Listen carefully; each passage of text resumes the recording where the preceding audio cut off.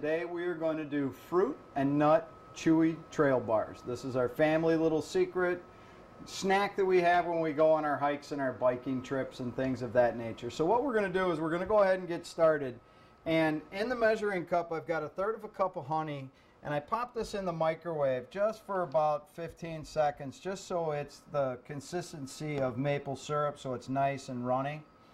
Then what I've got is 2.5 cups of oats. And I like to use the old-fashioned oats, not the quick oats.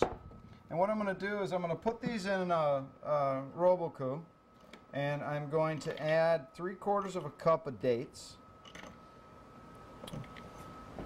And then I am going to put in 1/2 cup of pecans and about a teaspoon of cinnamon. And we're going to pulse these together. What we want to do is we want to kind of break this up a little bit so that it mixes together better.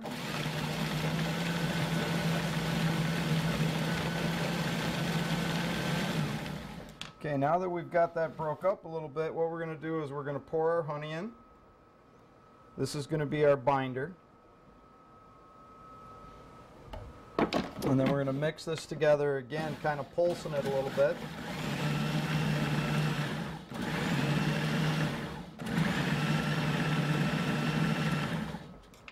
Okay, now that we've got it to come together, we're going to take it and we're going to put it into a large bowl.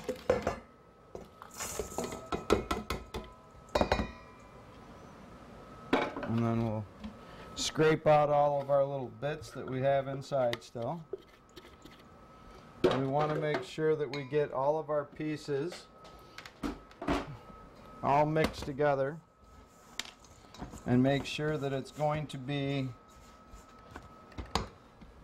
sticky enough to stick together, and that's kind of how you do it, is you kind of squeeze it together, and if it stays and then lightly breaks apart, that's good because it's going to come together more as you bake it.